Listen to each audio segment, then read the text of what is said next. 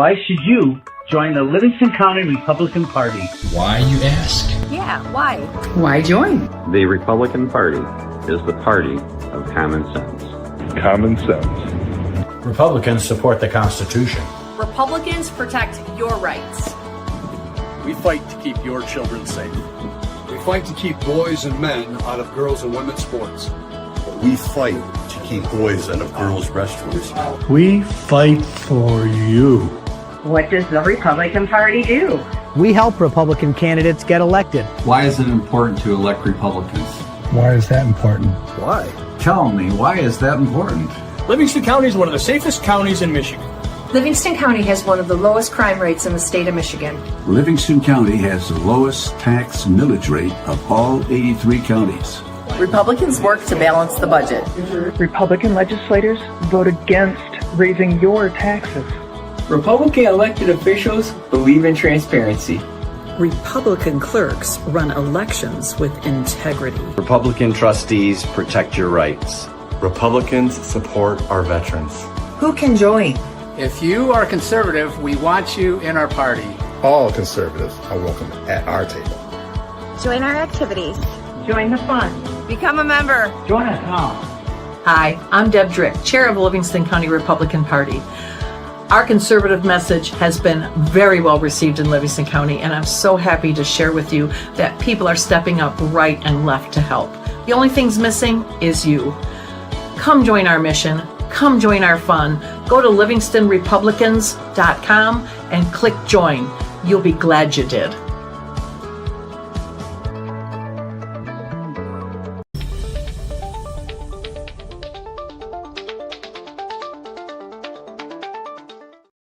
Good evening and welcome to the October 28th version of The Right Side.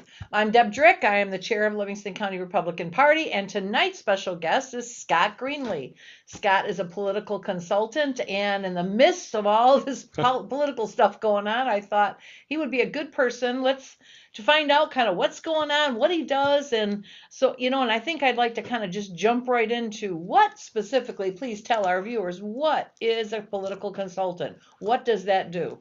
Well, first of all, Madam Chair, thanks so much for having me on tonight and for doing this on a weekly basis. You really do a nice job of giving Republican candidates and Republican legislators, Republican office holders a platform to talk to the people. And I'm honored to join tonight as somebody who works behind the scene. But what you're doing is really making a difference, and all the work you do as county chair as well. So I appreciate you. Thank you. And thank you. all Livingston does. I live right next door in Ingham, so I keep a good eye on you folks over here in Livingston, and always have. So a lot of people do ask me that. What is a political consultant? And really, it's something that is developed at the state representative, state senate, even county commission level over the last several years. Now, there have always been consultants who've worked on presidential campaigns, senatorial campaigns, and even to a degree, congressional campaigns that were hotly contested. But the whole consulting thing has gotten going as there become more and more ways to market these types of races. The races themselves turn into more of a business where there's a lot of money being contributed or invested by candidates.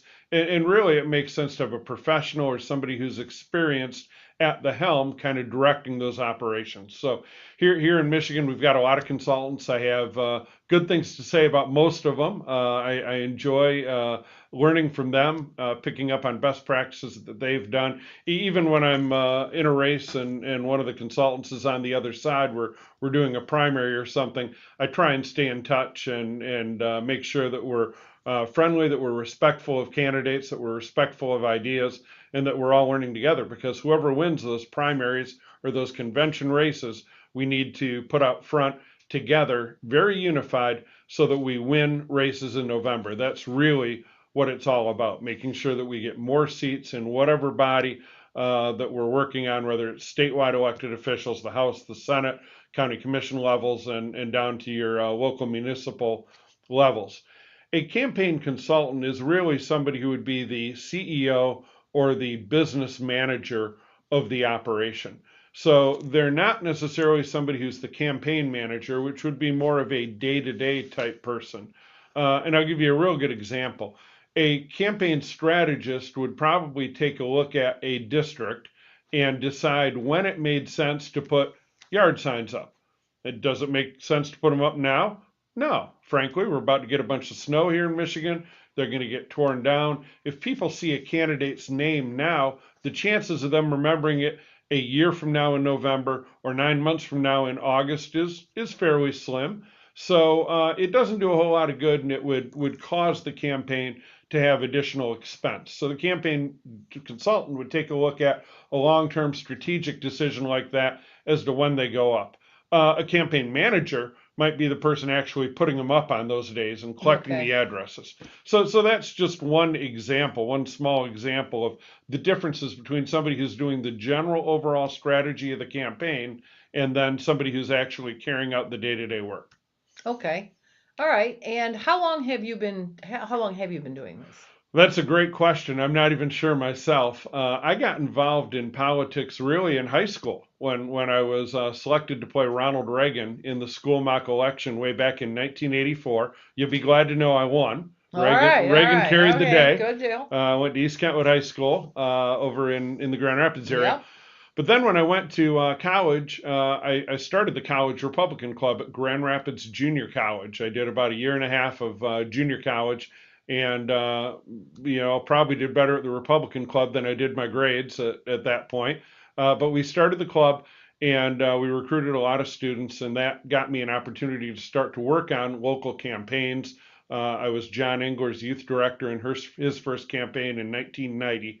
And I've been involved from there. Now, I wasn't always in a paid role. I've been a county party officer, a district officer, state vice chair, done all this stuff as a volunteer. But that also helped me learn about being a consultant. And during those times, I had a 10-year sales career with AT&T. I ran the muscular dystrophy fundraising telethon for West Michigan for a couple of years. All the time, again, doing this political work as a volunteer or on the side. I was the world president of the JCs in 2007. That's another organization I was very involved in. And when I came back in 2008, I found that there were a lot of people asking me to work on their campaigns and offering to hire me. And I kind of turned it into a business at that point. And I think at that time, it was more of just being a campaign manager and figuring out how many different races at a local and state rep and Senate level I could manage and run myself. So I was doing that over in the West Michigan area. When Rick Snyder ran for governor, I was his grassroots director. Also knew Bill Schuette for many, many years, and this is about the time in 2010 when both Snyder and Schuette were running statewide, so I was engaged in their campaigns, and from there kind of developed it into a general consulting firm where I've worked with a number of other people, helped get folks involved, and been blessed to have a lot of people giving me best practices, propping me up, giving me ideas that I could share with clients over the years. We've been more successful than not. Unfortunately, in this business, nobody has a perfect record.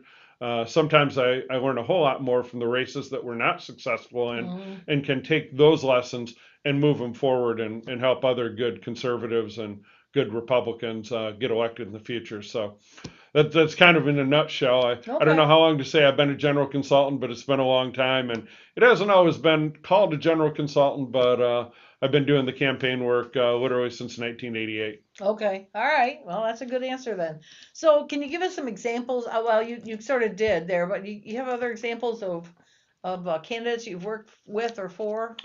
Sure. Yeah, I've been fortunate to work at the very entry levels of politics, which would be, your village councils and different races along those lines, where you have a very small number of constituents, and your marketing looks quite a bit different. There's no TV, there's no radio, there's no large signs. It's basically a door-to-door type effort, all the way up to running congressional races, taking lead roles in attorney general, governor races, working with the RNC on the victory operations.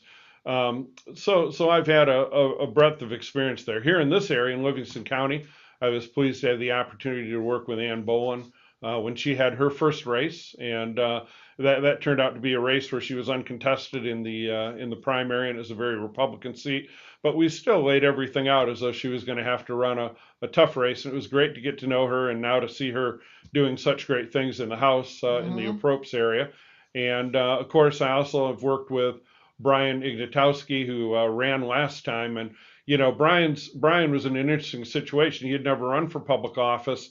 He was running against an incumbent, and his district has a good share of Livingston County here, but also some of Washtenaw County, which tends to be a little more Democratic, and then just a little sliver of Jackson County. So as a first-time candidate who didn't have a lot of support from around the state, he almost beat an incumbent Democrat, and Brian has re-racked and ready to run again, and I'm excited to see what next year will hold for him, because I think he has a great chance to win. I do too. I think too, his first year, he kind of got in at the 11th, at the last minute. I know, I remember him telling me that, he was considering it, but he wanted to give people that have done it before an opportunity, but nobody else stepped up, and he did, and we were glad he did. But having that many months, I mean, he's, as he did, like he says, 8 months before the deadline as opposed to 8 minutes. So it'll be a good, he's got a good run at it this time, I think. One good thing I'll say about Brian, and I'm sure he's watching somewhere out there in the podcast world, but so I won't make any fun of him, because he's probably going to keep me in check. but Brian is a worker, and anything in life, and I've done a lot of business, I've done a lot of work in nonprofit organizations, and I've done a lot of work in the political realm. Anywhere in life, I'll take somebody who's willing to put their head down, grind, work really hard. Yep. I find that makes up for, any type of other flaws that somebody might have, whether they're a candidate, whether they're a CEO, whether they're a nonprofit leader. So Brian is a guy who's going to work very, very hard on this race. And when elected, because I believe he will, he'll work very, very hard for his constituents and do a fantastic job. And I think that, that hard work, a campaign's not supposed to be easy. It's supposed to weed out the weak and the lazy. Yeah. Because if you're not willing to put yourself out there and to do the work to win, if you're lazy there, you're going to be a lazy legislator. So all it is practice. All right, we got a couple comments here. First of all, we have Mark Ashley Price from Wayne County. I keep teasing him that he's exactly 50% of the Wayne County Republicans. Mark, were you at a Wayne County Republican event, I think last night, with Attorney General speaking? Just give me a thumbs up or down here. He says Scott is an amazing guy. He's got great experience. Terrific. And then we got our commission chair here want to know what might be the 3 biggest weakness of alleged, you can tell he's an attorney. Only attorneys use that word, alleged independent Mike Duggan. Well, Jay asks a great question there, and alleged is the right word, because for literally the last 30 years, Mike Duggan has endorsed every candidate for president, for U.S. Senate, for Congress, for governor. They've all been Democrats. You can't find a major Republican in history that this guy has ever endorsed. Or a Republican policy or position. Nothing. So he's a Democrat. I get it that he saw how the Democrats did in 2024 and immediately bolted from their party, even before November of 2024 was over. He took stock of that election. He did what a lot of politicians do. He put his finger up in the wind and said, it's blowing Republican. That's what he did. I don't think I can sell myself as a Republican. I don't think the Republicans embrace me. So the next best thing, I'm going to try and be an independent. What do I think the weaknesses are? First, he's obviously that type of politician. He's going to do wherever the wind's blowing. For him to run away from the party that he's been a part of, that he's donated to, that he's supported for decades, not for a year or two, but for decades, I think really tells a story. And for him to do it so quickly after his endorsed candidate, Kamala Harris, lost the presidential race, speaks volumes. He was on their policies. He was supporting their candidates and their tickets. All of a sudden, 2 weeks later, he becomes an independent. Come on, that doesn't check out. What do they call it? It's not a rhino, a dino. What would this be? An INO? An INO? Yeah, an INO. Yeah, independent in name only, because he's a Democrat. That's right.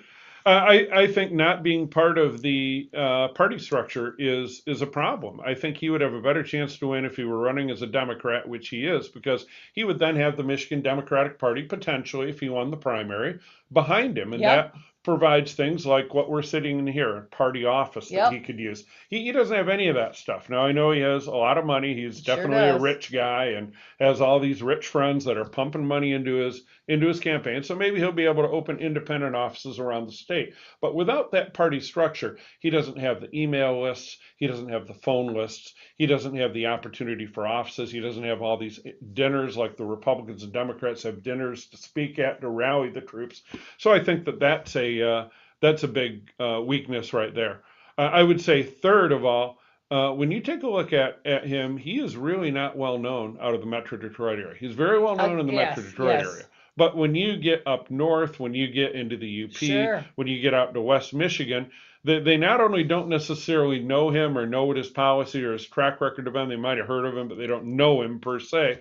But also, a lot of those outlying areas are not big fans of Detroit because for years the legislature has fed a lot of dollars into Detroit. And in Grand Rapids, I live in Lansing now, but I'm really a Grand Rapids guy. I've been in Grand Rapids most of my life. I know there's a lot of animosity that, wow, we're creating all these tax dollars, we're sending them out of Lansing. Do we get our fair share back? No, they all go to Detroit. That's right. So when people in Grand Rapids and West Michigan and up north take a look at the fact that the mayor of Detroit, the guy who takes all those dollars, now wants to do for Michigan what he's done for Detroit, I don't think that message is going to be well received. So. Well, here's the other problem. Had he run a primary, it would have come down, his primary would have fought it out between him and Jocelyn. Yep. And one of them would have come forward. Yep. And my guess is it would have been him. And then it would have just been him and the Republican. Okay, then there's the battle.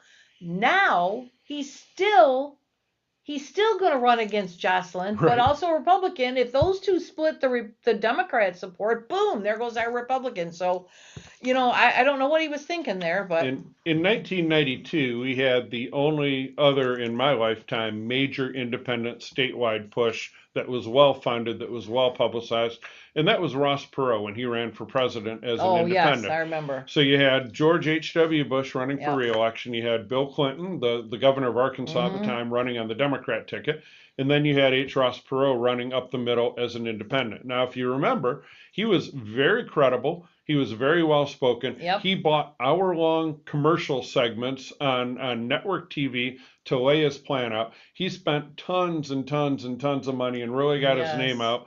And at the end of the day, in the state of Michigan, he only got 18%. Well, and he split with the Republican, and that's how we got Clinton. Correct. Fortunately, the Republicans did not learn, or they learned from that. And Ralph Nader ran the next time around, and he split with the Democrats, and that's how we got George W. So, I mean, that's what I'm hoping. I'm hoping that's a situation where Mike Duggan is our Ralph Nader. Yeah. Normally he is a very good campaigner. I mean, look what he did. Look how he won in the city. That was amazing. Yeah, as a write-in.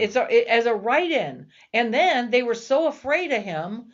They found another Michael Duggan to run as a write-in. So not only did you have to write in Michael Duggan, you had to write in Michael J. or Michael P. or whatever. So talk about serious shenanigans on that one. And still he won against council. Anyway, so he's by reputation, and I don't know him. I've met him, but I don't know him. By reputation, he's a smart guy.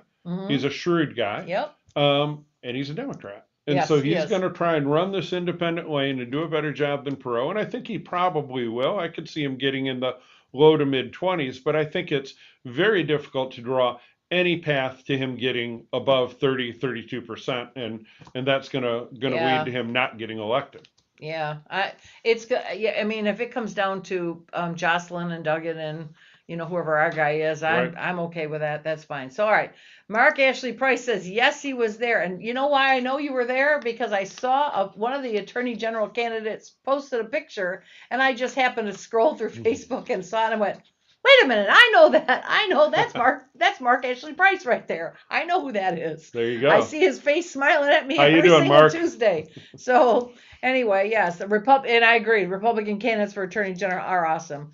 All right, and then we have Kelly here. Good evening, Scott, or good evening, guys. Scott always has a wealth of knowledge. Yes, he does. I'll real quick mention Kelly and a lot of people, Mike Sullivan, Blake Edmonds, Gus Portella, Abby Oliver, just a wealth of good people that over the years have made me look good by working with Greenway Consulting. And that's something that's really important for any consultant, is to have a good team behind them, because no individual can do it all. And in this day and age, when you do all the things a consultant does, lay out the strategy, come up with the plan for media, prep the candidate on any type of debate situations or media, come up with the talking points, narrow the issues to what makes sense to those particular voters, on and on and on. It is impossible to be successful without folks like Kelly and like others working on the team. I mean, So people get paid for doing that. Jay, are you they listening do. to that? Look, all you candidates, are you listening to that? They do, yeah. So Kelly was great to work with, and thanks much, Kelly, for listening tonight. Yeah. So okay. So let's talk about let's talk about the U.S. Senate race. Let's start Okay. there. Sure. What? I mean, for the longest time, Mike was there, and they think Mike was, Trump was holding back because he didn't know if Heising was going to get in there. He didn't, there's some, back and forth, and all of a sudden, boom, Heising is out. Mike's got a Trump endorsement, and lo and behold, some lady that I've never heard of out of nowhere comes out and says, I'm going to run against this guy who's got not only the Trump endorsement, but a 9-month head start on me. So talk about that. Well, I think that this is Mike Rogers' race. I think Mike will be the nominee of the Republican Party, and he will run in the general. And I frankly think he's going to win. Mike came as close to winning that seat last time as anybody has since way back in the 1990s, when Spence Abraham won the seat and held it for one term, and then was beaten by Debbie Stabenow. Yeah. So Mike came within 20,000 votes of winning a U.S. Senate seat. That's amazing when you consider the millions of votes that were cast. Well, and the other thing is that it's also amazing because Mike was absent, and you don't go away for that long and come back and have be able to just pick up. There's a whole new generation of voters that now don't know you. Yeah. And then, you got other people that you have to reacquaint yourself with. And so he did well considering those hurdles. I think they were huge hurdles. He was a well-known, powerful member of Congress for years representing this area. And then obviously he stepped out of Congress as a committee chair, former committee chair at that time, and went about his private life. Yep. And a lot of people had always encouraged him to get back into politics. He jumped in, ran a great race last time, came up just short. And I think all that name ID and all that introduction to the people who didn't know him before will benefit him this time. Yes, I agree. Also, let's talk about the Democrat side of things. I mean, with all due respect to Alyssa Slotkin, she is a pretty good campaigner. Yep. I saw that firsthand as she was my member of Congress for a period of time, and then she ran for the Senate. So when I take a look at the field of Democratic senatorial candidates in Michigan right now, I don't think any of them are stronger than Slotkin. I really don't. No, I don't think so either. And so I think when Mike has the experience of just having run, has a lot of fresh name ID and introductions to people around the state, and he's going to face what will, in my opinion, be an inferior opponent to the one he faced last time, and he only needs to make up about 20,000 votes. I think it's real fair to guess that Michigan may flip the Senate seat and really fortify and strengthen our hold in the U.S. Senate, which is so important, obviously. Right. No, I agree. And so you got, what's the woman's name? That child, I don't even know. Isn't that terrible? What's that woman's name? It just challenged him. She has 3 names. Oh, Geraldine. Genevieve. Sorry. Genevieve Peter Scott. That's I it. believe. Yes. And so what do you know about her? So I do know her. I know that she's jumped in the race and she's going to work aggressively hard. She is from the east side of the state, I believe Oakland County, although maybe Macomb County, but I think Oakland County. She's been around politics for a while. She's not completely new to the game, but she's going to have a real problem or a real challenge building up her name ID around the state, which is difficult in a state as large as Michigan is. Obviously, a lot of the grassroots folks are already behind Mike Rogers because he was running essentially without opposition for quite a while. And then there's the Donald Trump factor. I mean, Trump is very committed to Rogers. We saw that in the last time that Rogers ran in 2024. And he re-upped pretty quickly once Heising and some others announced that they weren't going to seek the seat, that they thought it made sense for Rogers to run again.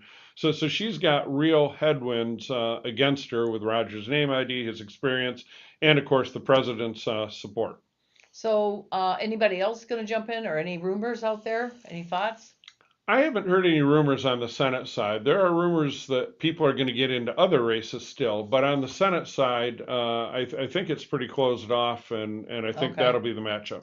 Okay, so having that little tease dropped on top of us. Yes. Let's expand on that a bit. Who do you think is going to drop in where?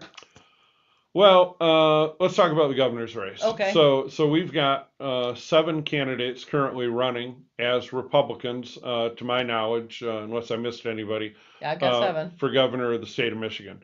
And I think that there are 2 categories of them, with all due respect to all 7, because Sure. anybody can win. I get it. I think that there are 4 who have been campaigning and raised significant amount of money and been out there for several months, if not a year or so, and that's our former Attorney General Mike Cox, Congressman John James, the former Speaker of the House Tom Leonard, and the Senate leader in the Michigan Senate currently Eric Nesbitt.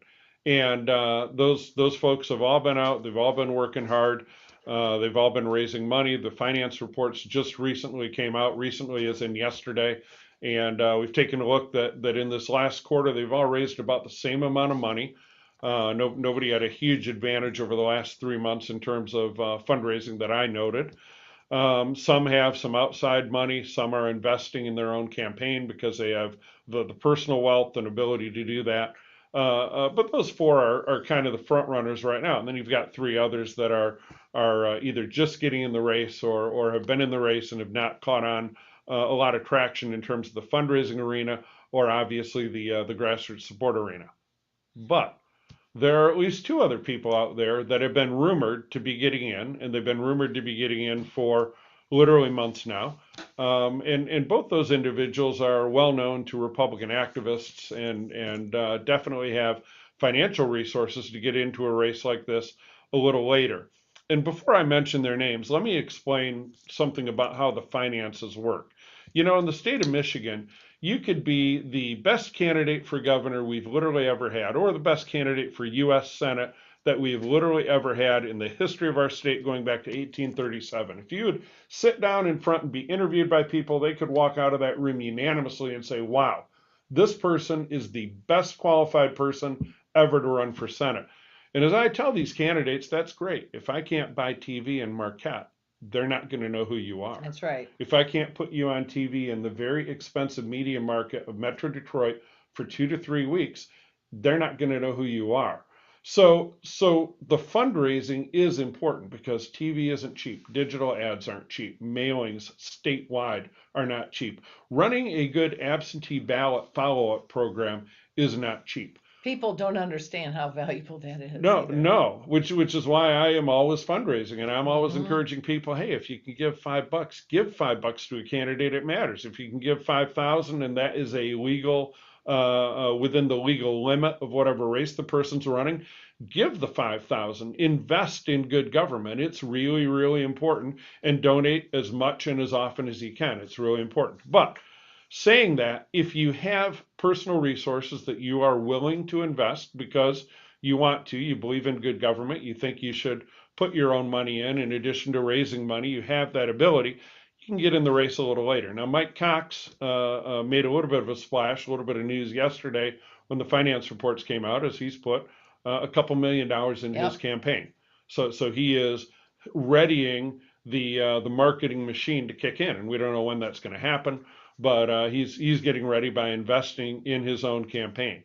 Rick Snyder, you remember in 2010, definitely invested heavily in his own campaign because he wasn't known and he needed to get that name ID. He needed to make people aware of him. One tough nerd genius. Yeah. Absolutely genius. And Super Bowl, wasn't it? It was a Super Bowl. That was one expensive kickoff. But it did the trick. It did the trick. Yeah. Now would be a good time to point out as the first member state committee to endorse him. But all right. anyway, Okay. we'll move on there. Okay. But so these Rick other Snyder two people was a great governor. I mean, I didn't agree with every single move. I would have liked to have seen him take some other paths on a couple things, but overall, his work on the budget, his work on righting a sinking ship was, he took a state that was, and the way he used to put it, it was at the top of every bad list and the bottom of every good list, and he flipped it to He did. where we were supposed to be. We were at the top of the good stuff for once. He left millions and millions of dollars Sure in the did. rainy day Sure fund. What did. happened to that? Oh yeah, something named Whitmer. Yeah. Anyway, back to the governors Right, now. right. So we have these 4 that are running, and then we have 3 others that are running, and then there's 2 that are out there that again they could get in a little later I wrote my thoughts. Go ahead. if they wanted, Okay. right? So one is Perry Johnson.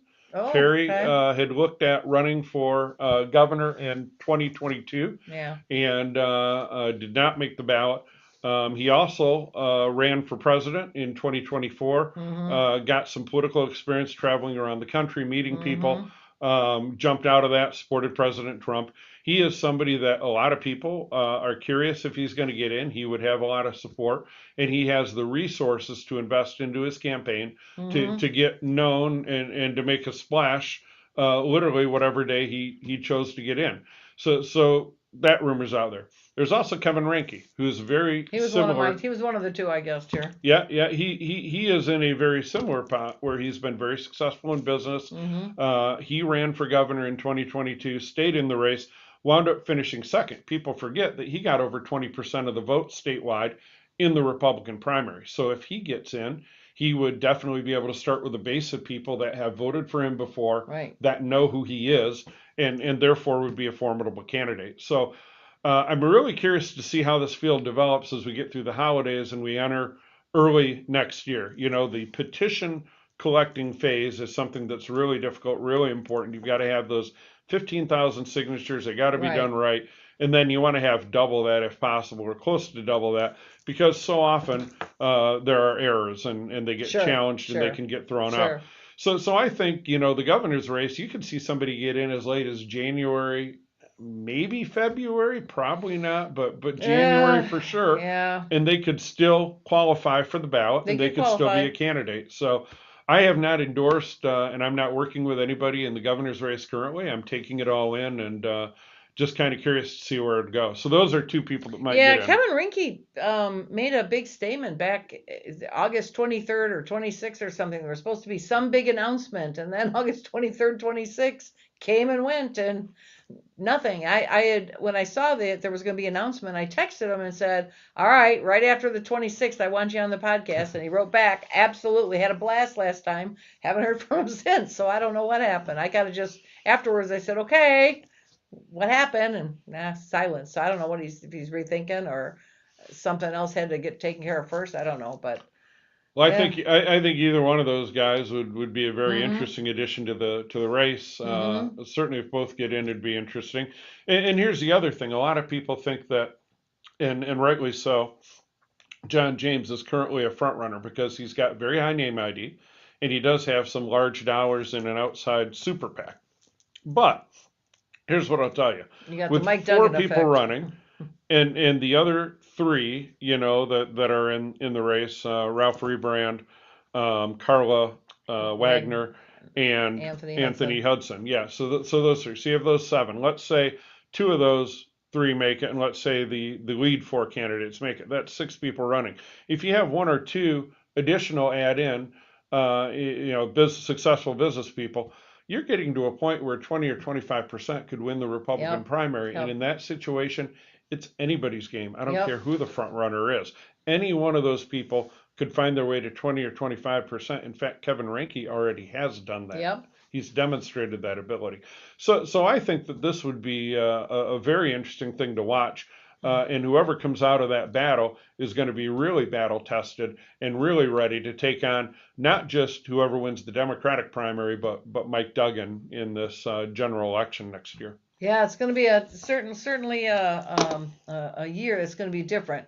All right, so Mark, once again, Scott has a wealth of political knowledge and is a titan in Michigan politics. Agreed. Oh, a titan. Titan. No, they're worse words. I'll take it. I've been called worse. Okay, Madam Chair, you make me feel special and honored. Well, you are special and honored, Mark. You're our special guest here every week. Then we have Mark again. I'm in agreement with you, Madam Chair, about former Governor Snyder. He is the favorite governor. Yes, he's mine too. He did a great job, and you know, and he does it from a quiet perspective, which, and the other, what I really liked about working, I was in the Senate during his first term. I was there before his term, and went there, was in the House after his term. And one thing I really appreciated about him, never, ever did he speak negatively. I mean, he never ever, he always talked about the positive side of everything, and he never ever like downed anybody, even the other side, which was great. I really like that about him. Really focused Wealth of knowledge forward, from Scott. Great guest. Interested to know what his take on the importance of down ballot races. Good question, So Jeffrey that's, Michael. yeah, that's real important. And let's jump into that. So once you get past these statewide races at the top of the ticket of the governor, and obviously the U.S. Senate candidate that we're going to have this year, we've got Congress in there, and that varies, depending on what part of the state you live in. But something that affects all of Michigan is the State House and the State Senate. Currently, the State House, we have a situation where we've got a 4-vote advantage for the Republican Party.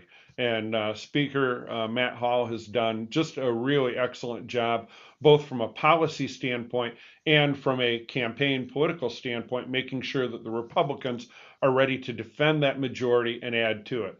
So I know that they're in a situation where they've got resources to back up their incumbents who are doing a nice job, who are going to run again, who aren't term limited.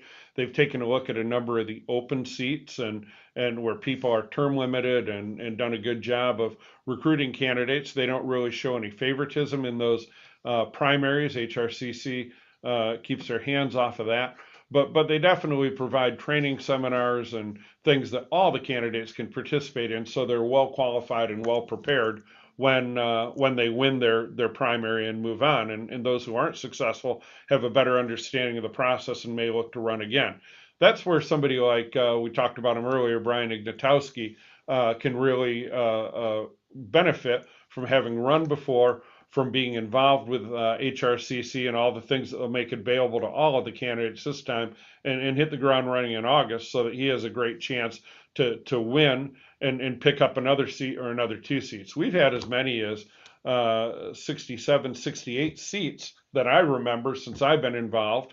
It'd be nice to get that number north of at least 60 in the next cycle. So that's what I'm hoping for. It's currently, I believe we're at 57, 58.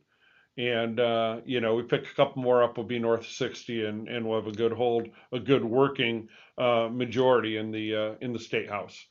Now, the State Senate's another story. The Democrats have the lead there, and they've got a narrow lead, but they've got a lead. And in the Senate, remember, it's important to have a majority.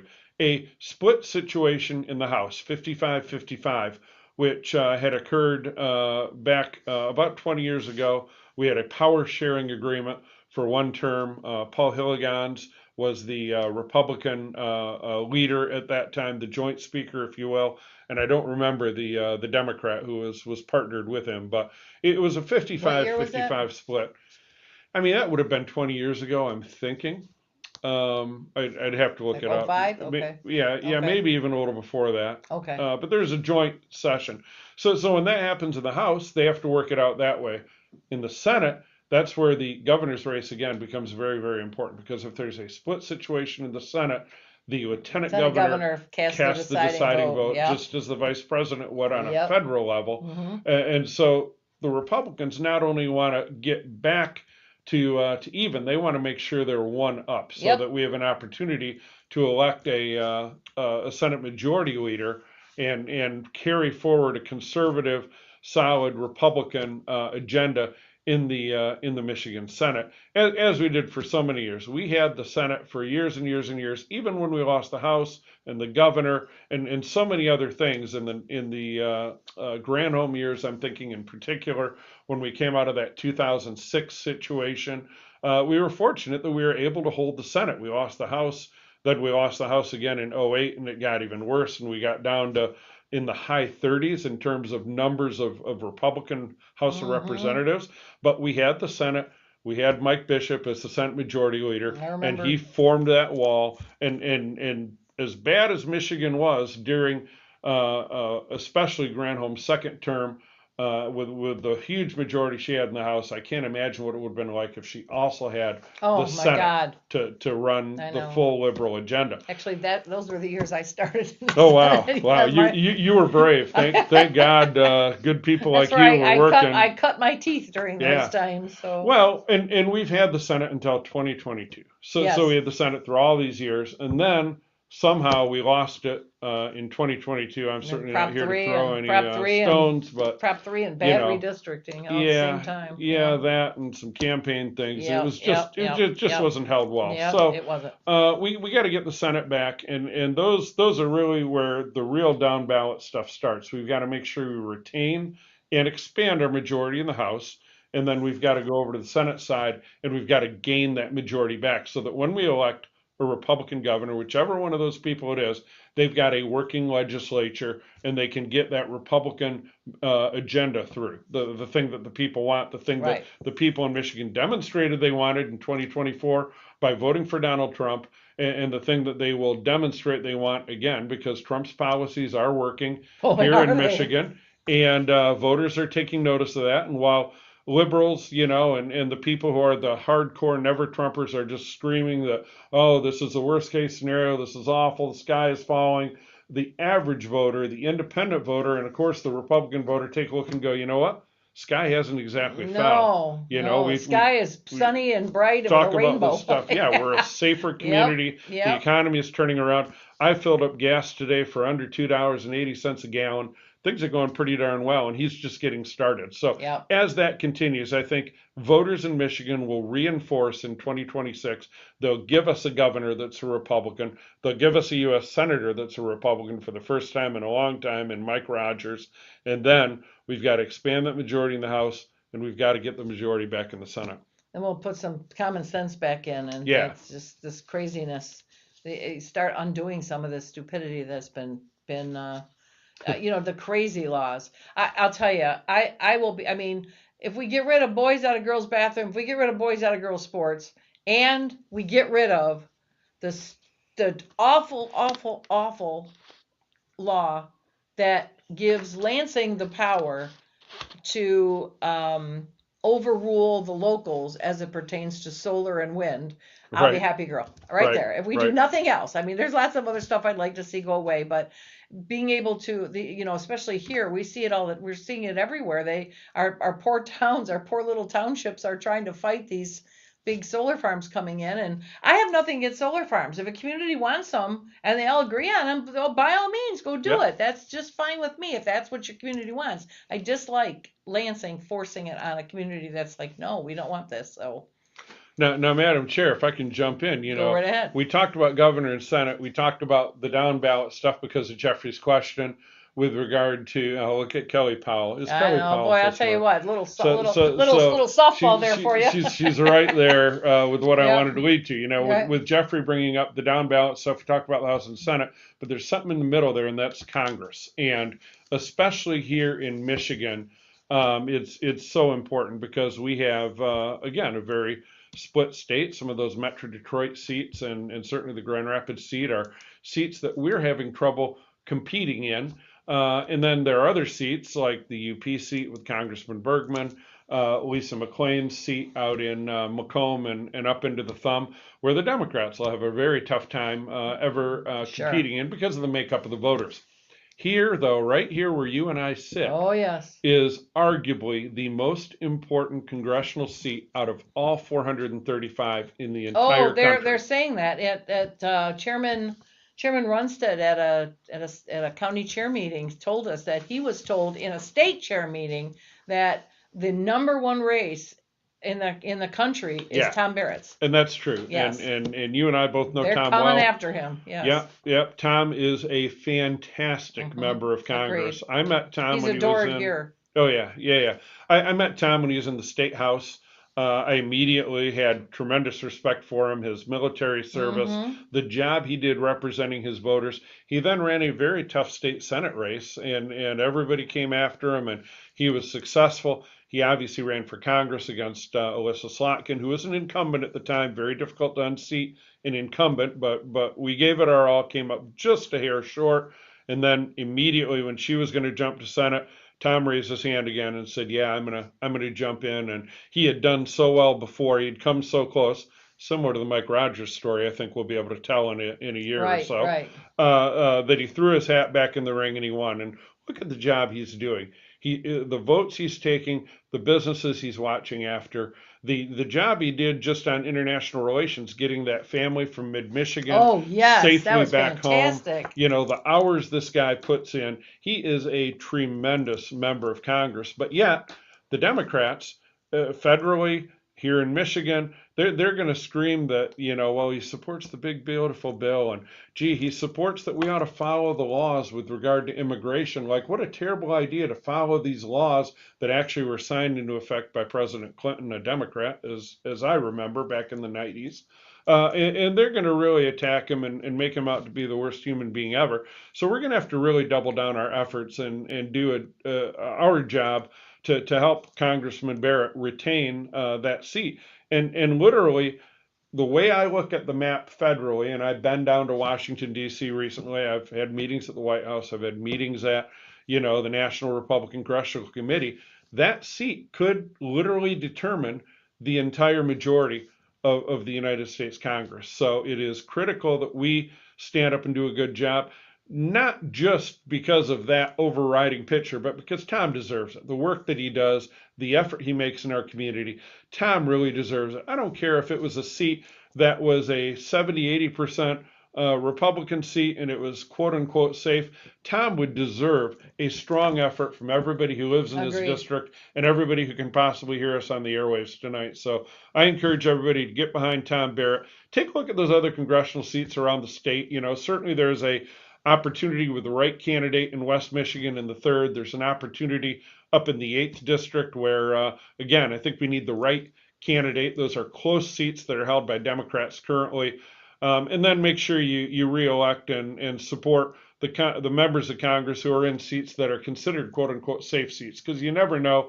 And it's also very helpful to support them with all the work that they're doing and all the help that they give other candidates. I mean, let's face it, during the last campaign, just things that I saw personally and door days and events I was at, you had Congressman Bergman, you had Congressman Wahlberg, and you had Congresswoman McClain, all in mid-Michigan, working hard for Tom Barrett. So support those people within their district and give them the opportunity then to be team players and do everything that they can to retain Tom and help other targeted seats around the country. We have to work together for Tom, because, you know, they're going to be throwing in stupid money from out of state to beat him. So anyway, so we're all behind him. We've got his back here. He's the best. Come next year, we're opening up our office here to him. Anything he wants. I've talked to his campaign people. I know they're getting an office, I think, in Howell, which is okay. Having one down here, he's welcome to use ours as well.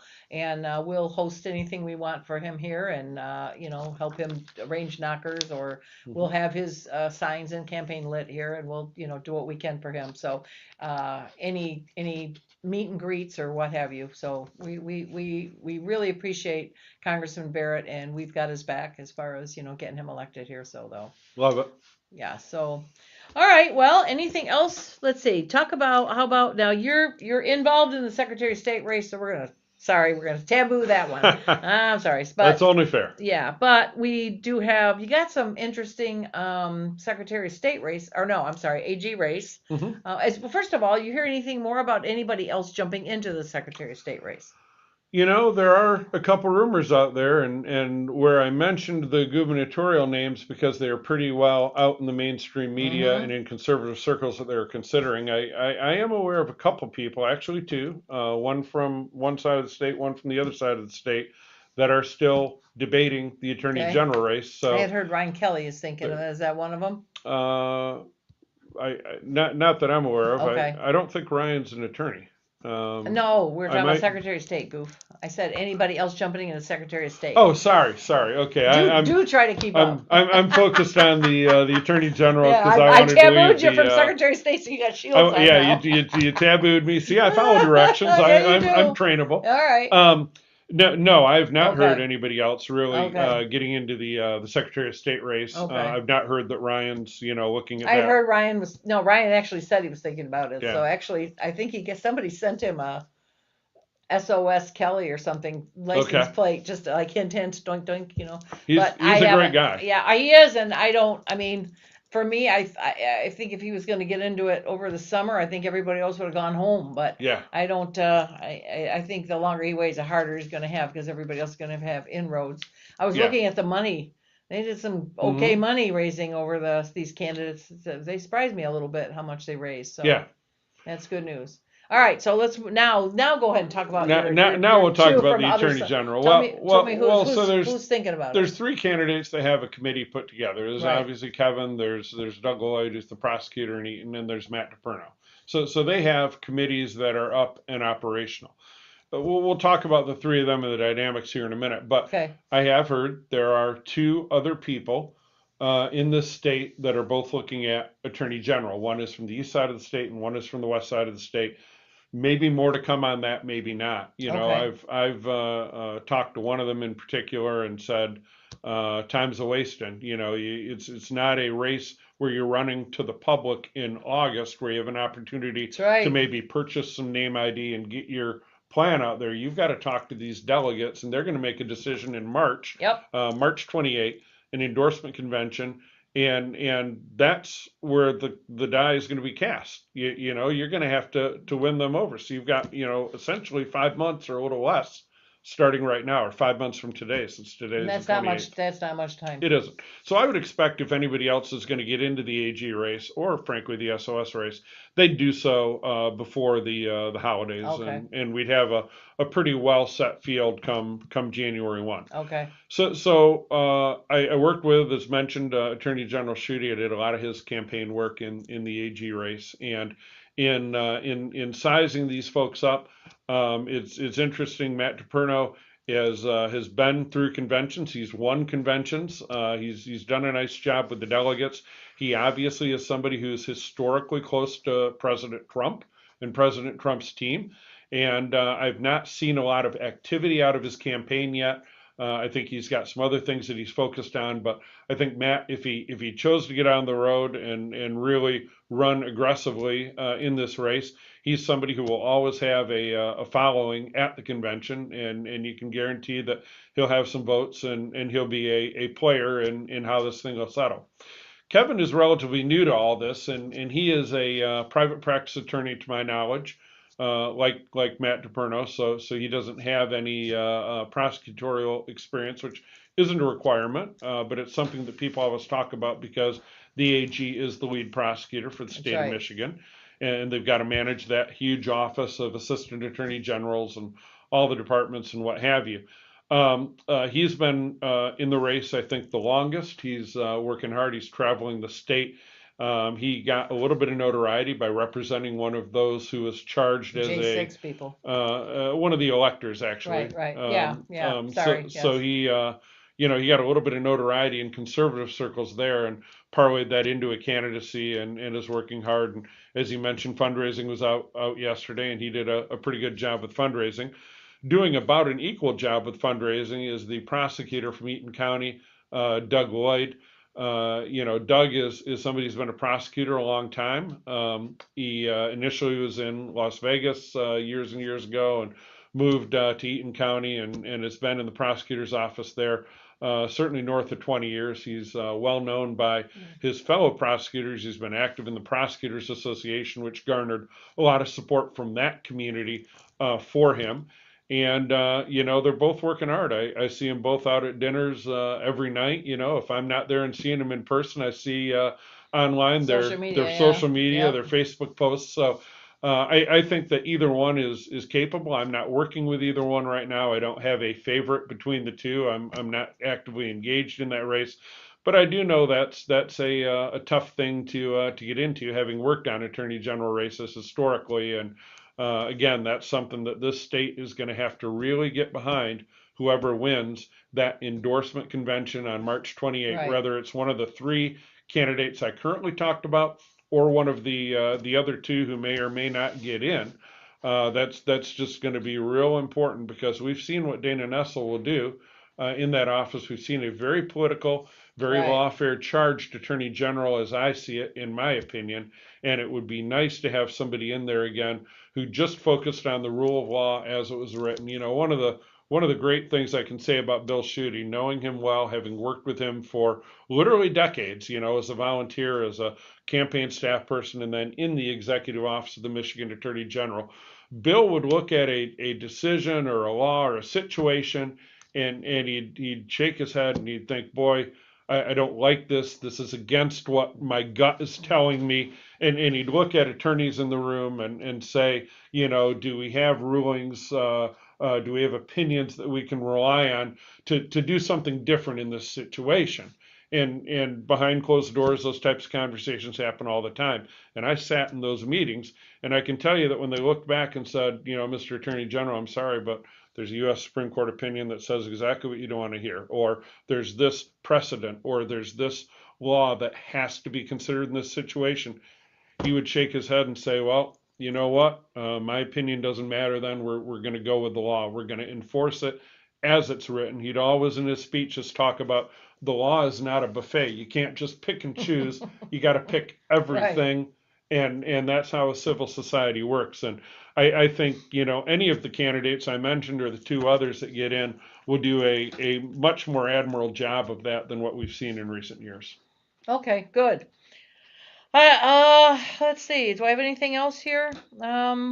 I think we covered all my questions as far as all the races and things. Awesome. We have Mark has a question about school. Do you have advice for school board candidates? Well, yeah, you know, school boards got a lot more notoriety right after COVID because parents were seeing what was going on in the classroom, you know, because of the Zoom classes and what have you. So I think that school board races are typically nonpartisan in the state of Michigan. I'd love to see that change. You know, I think there may be, you know, and I need to think about, am I right on that? Are they nonpartisan? Oh, yeah, school board and like cities and villages. So they're nonpartisan. I hate your it. state board of ed is partisan. There's Republicans and Democrats, you know, as well as the trustees, regents, and governors of Michigan State, Michigan, and Wayne State. But at the local level, they're in a situation where they are nonpartisan. What I always tell people to do in a nonpartisan race is make it partisan if it matters. I mean, if you're in a good Republican community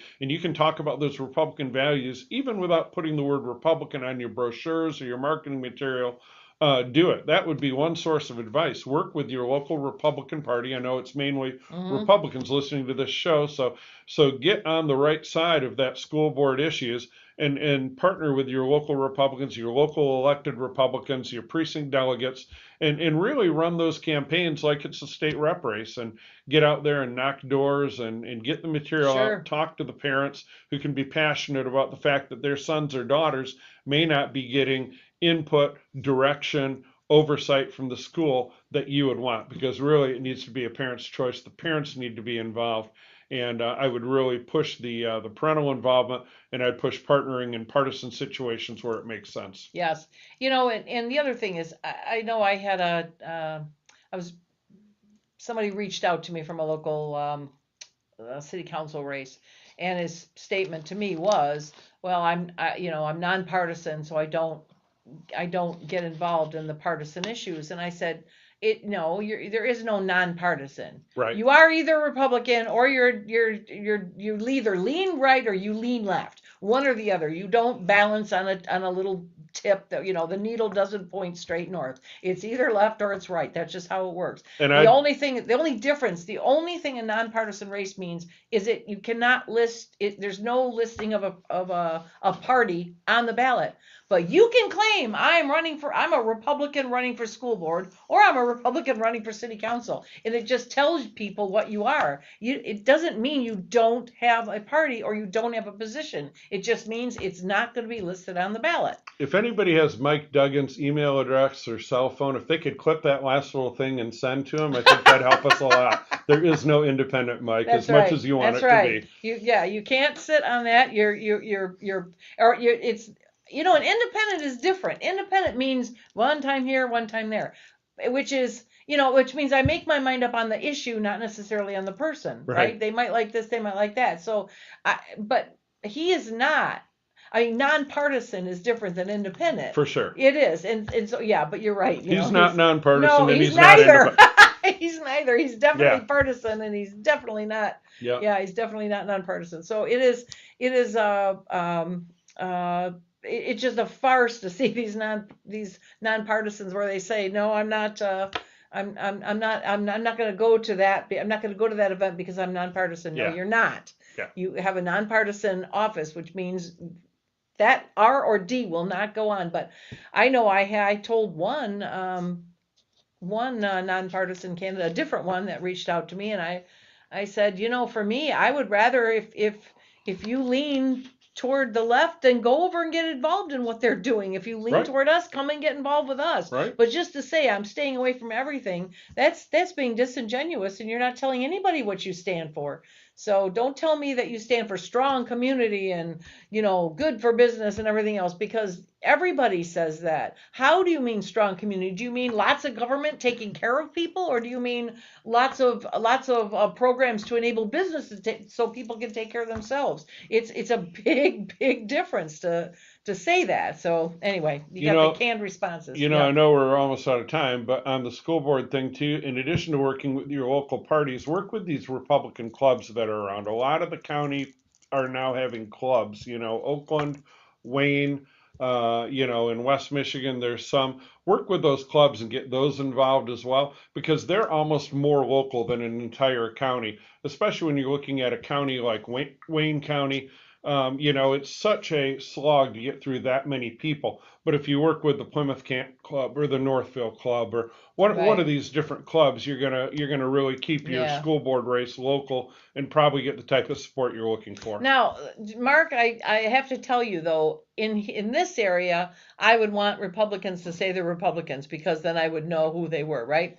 In your area, you don't in Wayne County, you do not stand up and wave a MAGA flag. That's it. You're going to get 2 votes. It's going to be you and the other guy in the party. Right. That's it. So you just go back. You stick to the good for kids, make sense, common sense, make sure, the lights are on and kids don't get guns in the class, and you'll be good. But yeah, so, in areas that are very partisan, your politics don't work in Wayne County. So you just have to stick to the, you're one of the people that needs to make the nonpartisan stuff work for you. So anyway, so just don't put an R next to your name there anywhere. And you should do all right. You care about the kids. All right. So thanks, Scott, for making the trip here from Lansing. I appreciate you taking the time to educate us. I think a lot of people are unsure of what a political consultant does, and your clients are lucky to have you.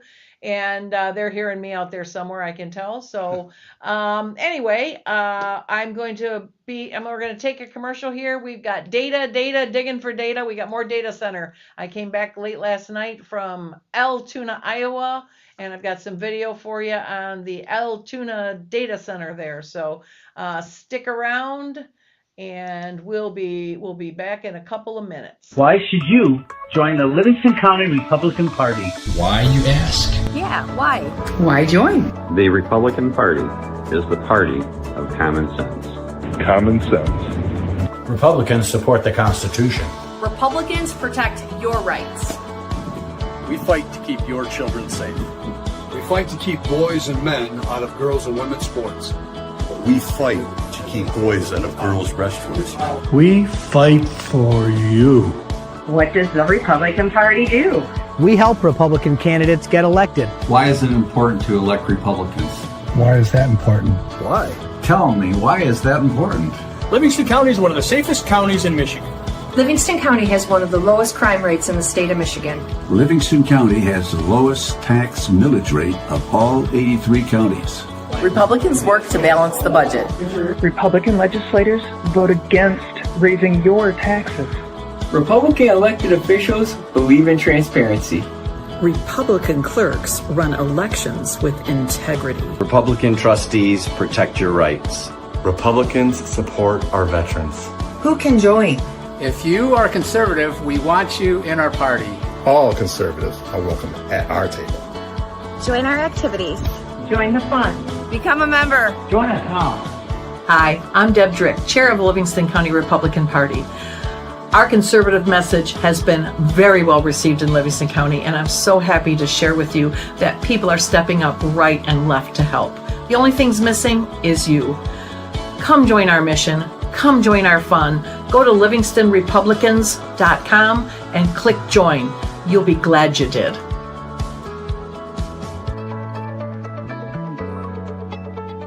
John Adams warned that the Constitution is wholly inadequate without a moral and religious people. As conservatives, we must reclaim the faith that shaped it, rooted in Jesus Christ and the Bible. To help you understand the historic Christianity that our country was founded on, check out theexaltedchrist.com, a resource website proclaiming Christ as King.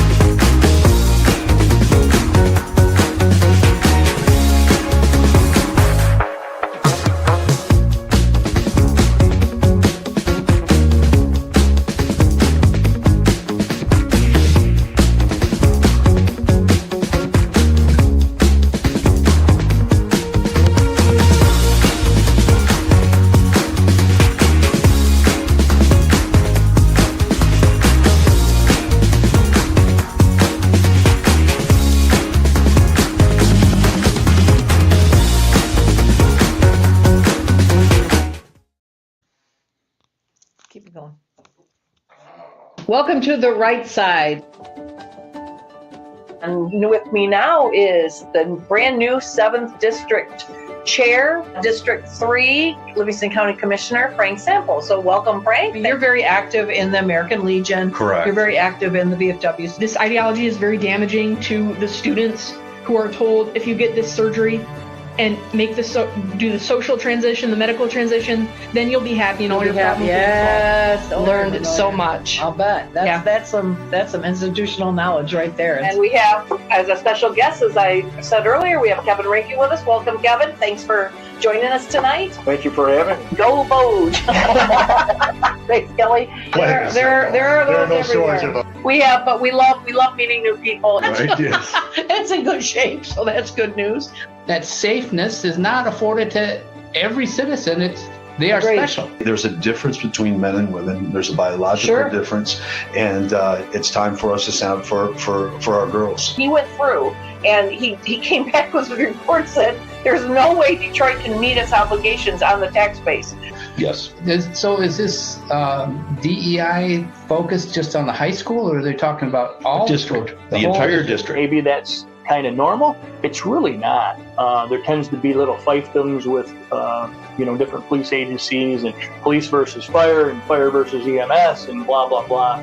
That's not the case here. So Livingston County is very fortunate.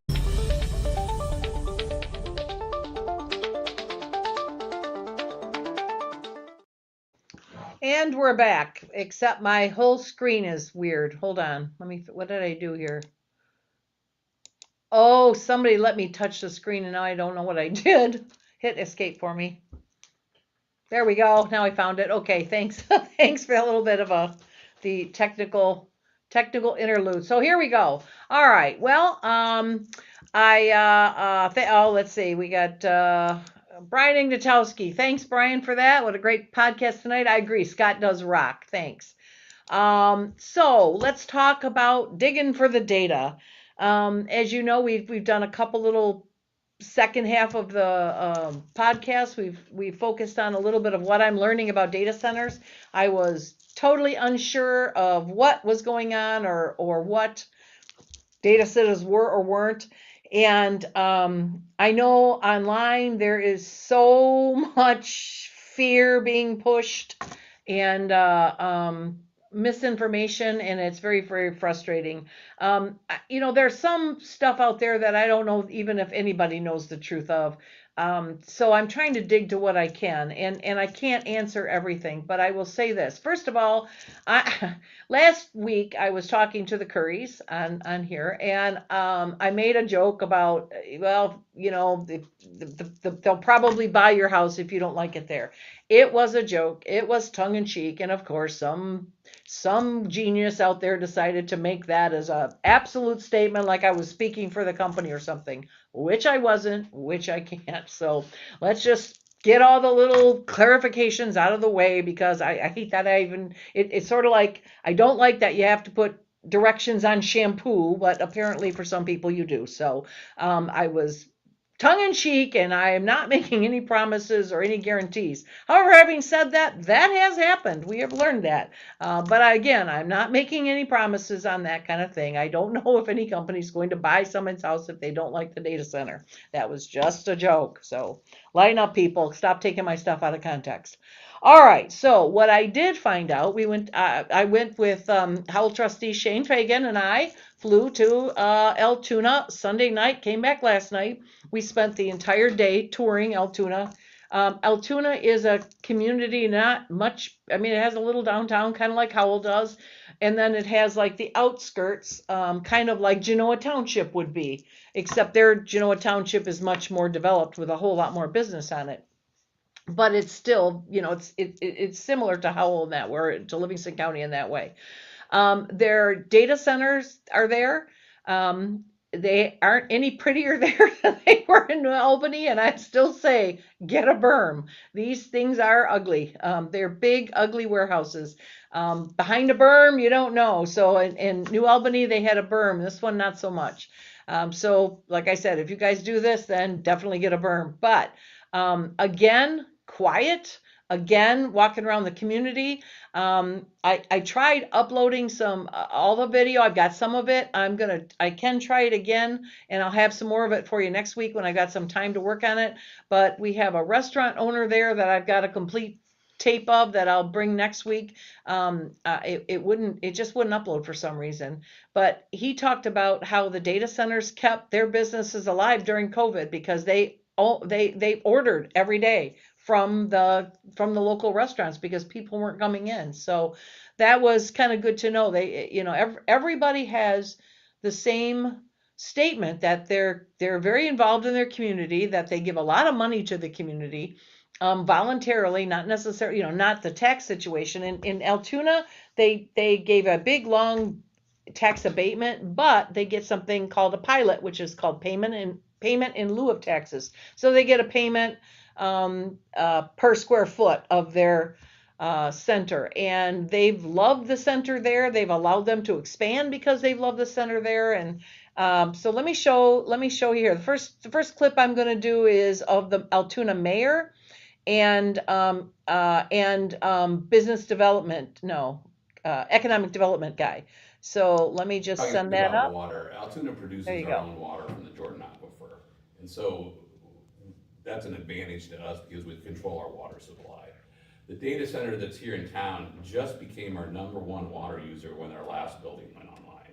So they were, 4 million square feet, and they still weren't our #1 water user. And we always joke if they quit watering their lawns by their offices, they maybe wouldn't be #1. So water has not been a problem at all. Okay. The data center that we have is very cognizant of water usage and try very hard not to use a lot of water. So 0 problems. Wells, no, none of that. All right. None of that. What about electrical use? Our residents are concerned that their energy costs are going to go up because of this, because of all the usage and all the needs of this particular data center. So have you seen that or heard of that? We have not seen that, no. This data center, I think, is powered entirely by wind energy. They built a wind farm in eastern Iowa. So, yeah, we have not seen that at all. Okay, all right. Water or power. It's okay. Normal increases that you get through time. Have you run into any noise complaints or any other complaints from the residents that living local? And if so, how did the company address them right away? Were they responsive to any kind of complaints, if any? Recently I was out there, and this site, part of it's about a mile from the interstate. You can't hear the property, you can only hear the interstate. And it's not, it's a busy interstate, but it's not like it's right next to the interstate where you're standing. You're a mile away, and the only thing you can hear is the road. Oh, good. That was another question I was going to ask. Any smells or anything like that? No. They do have generators that they will exercise from time to time. Okay. They do that at times when it's appropriate. And they do it just in case of emergencies. Okay. So they do exercise those generators. There are a handful of residential properties around there. I think a couple of those, if you were to go interview them, they would tell you they're great neighbors because it's not a lot of traffic, it's not a lot of noise. They really enjoy them as being neighbors. Okay, what about lights? What about lighting? Is there lights that, in the beautiful farmland there or whatever that? Well, not any more than if you're gonna develop the area. I mean, I would say it's less lighting across the street than the warehouse would be with a parking lot. Right. Because you don't have parking lots right up against, they have berms. Okay. Prairie grass, and so I would say building other things like commercial and warehouses where you have parking lots where the lights are on all night, that would be worse than a data center. Okay. And as far as complaints as an elected official, no, even when we were building it, we didn't have a lot of pushback, but that was a long time ago. Sure. Data centers have kind of become ubiquitous now. But no, I don't have any complaints from citizens at all. And they're from the economic development or community development side of things. How do they interact with the community? I mean, was it just at first and now they're sort of out on their own, or do they continue to interact? Are they community partners? They continue to interact, and part of the reason is because it's continually under construction. As technology changes, they continue to make upgrades on site. They're extremely easy to work with from the city development side. The building department has no issues with these guys. Community development folks have no issues with these guys. They do exactly what they say they're gonna do, and they do it the right way. I mean, they're building a first-class facility. Yeah. They are trying to cut corners out there at all. Now, in their interaction with the community, every year they have their community grants program, and then they bring out all those that had gotten the grant. They come and do an awards where I come and speak, and they do a little big ceremony about all the money that they've given away, and they give to all the schools, they give to the libraries, anything that's technology driven, STEM, like we spoke about earlier. They're really willing to help out, and also infrastructure. So they've been great partners all the way around. Nothing bad to say. Okay. In fact, very supportive. If you have a chance to get one of these, I would take it. You have any questions? I'm here with Shane Fagan. Hello. How many data centers do you have in the city of Altoona total? They'll tell you there's 12 on site, and that's kind of just the way they separate them. We do have another property that's a data center though. That's separate from this, separate ownership, different. Okay. Yeah, they're smaller, but so we've had, and that data center's been in town since the early 2000s. Yeah, so we're not. So, and this one's been around, these ones here have been around. I'm also hearing now, or at least I met with some of the data center developers, and they were showing plans for the other states that they're growing in, and the buildings are getting smaller as they go because they're able to shrink the They get more efficient. Yes, and yes. Another thing too, I guess I should mention is we have 2 other properties that are owned and zoned for data centers. Okay. They're already owned by development companies. Okay. So we're not afraid of data centers. Okay. We like Anymore. data centers here. Yeah, we'll take them. As long, Okay. as long as we can get the power from Mid-American Energy. Sure.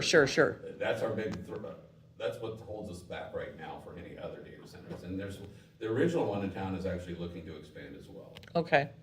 And we're all for it. We have 0 problems with them. Okay. One other question I would like to hit on. I think one of our constituents' biggest concerns is their own property values. Oh, Have yes. you seen any kind of evidence that it's decreasing property values, making land unsellable or undesired for new residents? It probably depends on how you want to zone the property around it. Directly around it, if you have a similar use, it's going to increase the property values for those property owners. People seem to want to be by these things because they do drive infrastructure. They will have to install some infrastructure. My guess is they will, not knowing how your community is laid out. No, there's infrastructure needed, Yeah, yes. I mean, that will drive additional development, and these guys are great job producers. They've got 400 to 500 permanent on-site employees. They've had 1,300, I think, maximum at a time, construction workers on site. That drives a lot of additional, uses in your restaurants and your Sure. retail shops and Hotels some people and, move to town, but it's mainly, people that will stay in hotels during the week during construction, and then they may go home. But there are permanent people that have worked and lived here. There's some people that have worked out there since day one. Yeah, that live here in town. So yeah, that's from that one. That one kind of goes on and on. So I don't want to put them. I'm going to post them so anybody can look at the whole thing. But it is basically the city said we'll take them. We'll take as many as want to come here because it's been a great addition.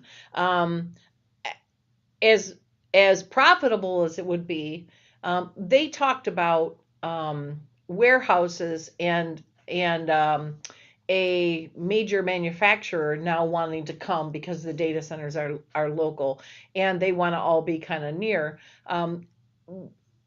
That's not possible in Howell Township, or at least can't be on that same property. There's just no other place for them to go. So but the nice thing is just down the street, you have Burkhart Road with all those warehouses, and you have Grand River and 59 that are zoned for industrial. So anybody that wants to bring in a warehouse or an industrial place you've already got the spots there in Howell Township. So that's not a big deal. Let me talk to the next one here is the Chamber of Commerce. We just popped in on these people. Hi, can we help you? And we walked in on her and she was having a meeting. So we had to go away, have lunch and come back. So let me bring her up. Okay, I'm here in the Altoona Chamber of Commerce. So can you introduce yourself and tell us your title? Yes, I am Melissa Horton. I'm the Executive Vice President of the Altoona Chamber of Commerce. Wonderful. So you have a big data center. We don't mention the name on tape. Yes. So you have a big data center here. And what is your experience with data centers? Have you been here longer than they have been, or did you come in after them?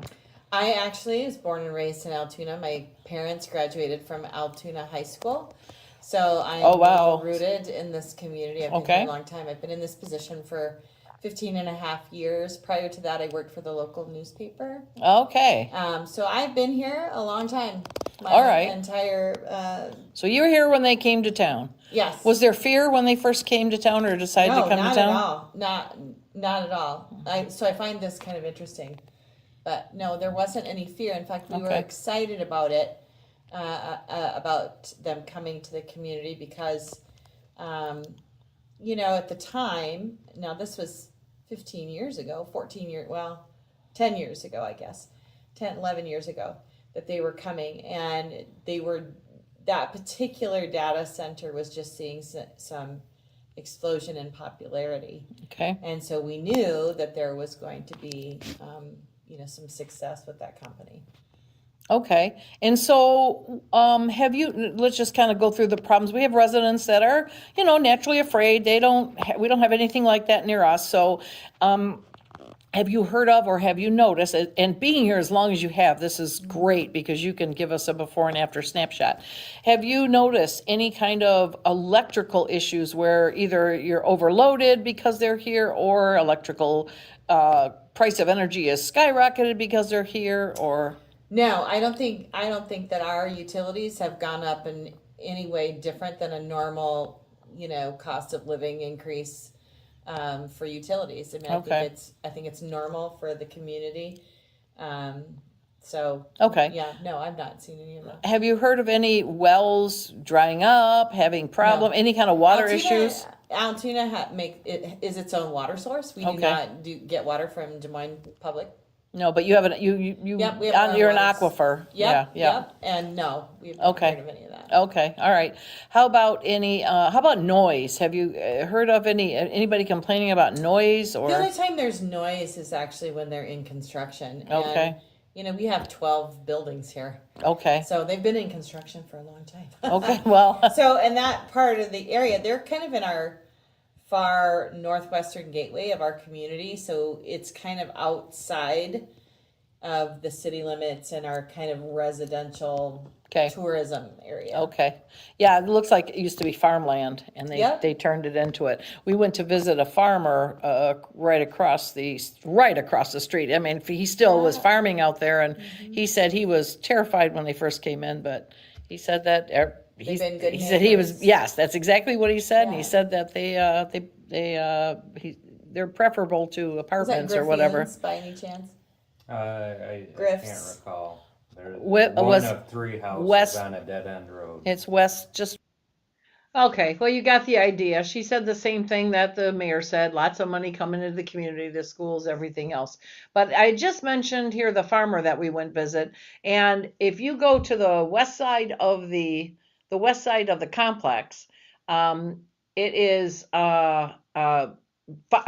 complex there, farmland there. So I mean, on one side of the street is the major complex, on the other side is the great big farm. So we went knocking at the door, and fortunately caught the farmer and his wife as they were just kind of coming out to leave. So we talked to them. So I'm going to play that for you. Recording. We're across the street. You can see the data center here, and we're across the street talking to the gentleman that lives across the street.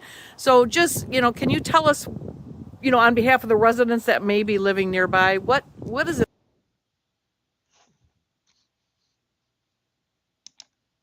Uh-oh, let me try that again.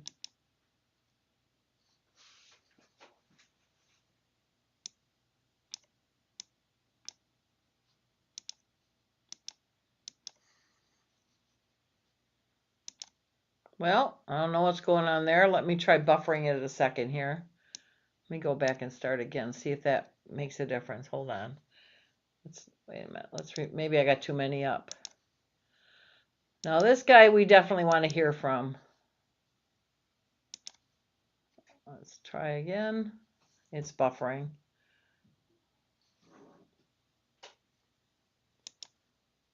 All right, let me try and reload it. Let's see here. Video file. Neighbor.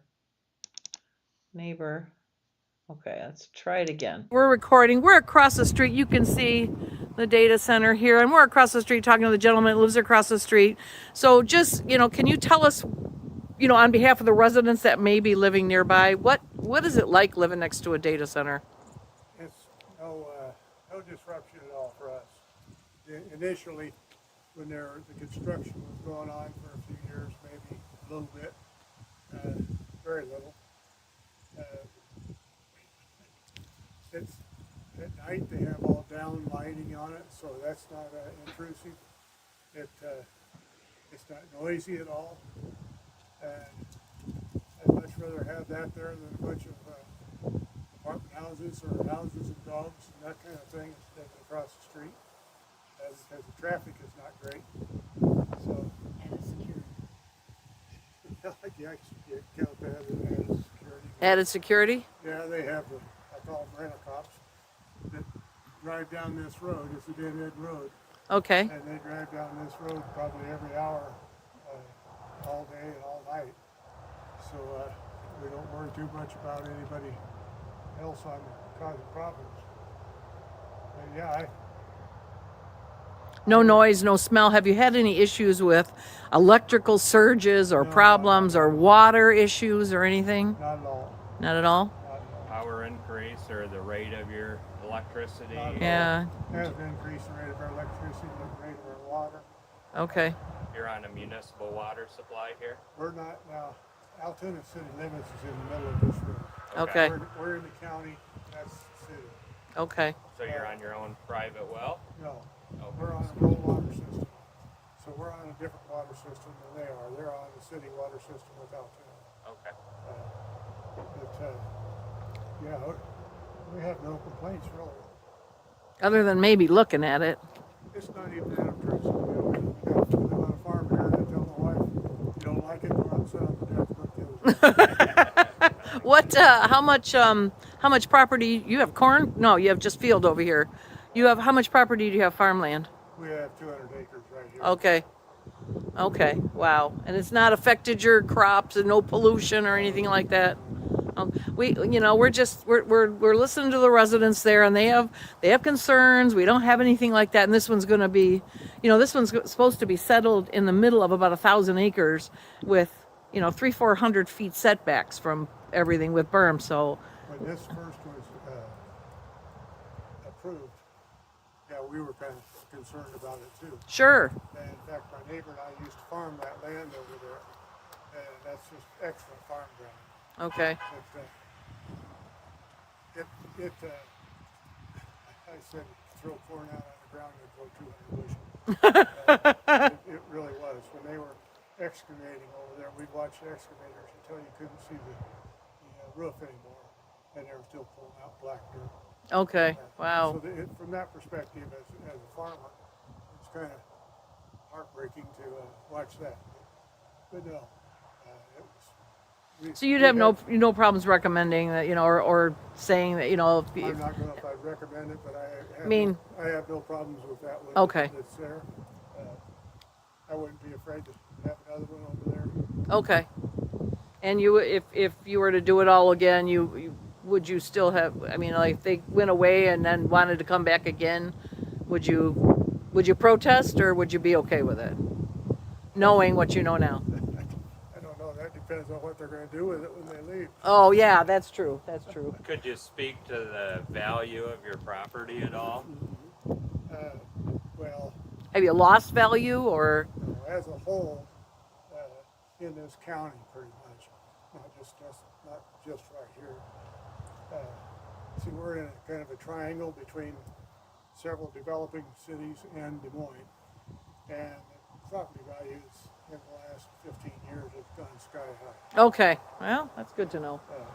We have residents that are afraid they're going to lose property value, if a data center moves in nearby, but I've not seen that yet. Maybe if we wanted to sell this land for housing development, residential, it might hurt a little bit.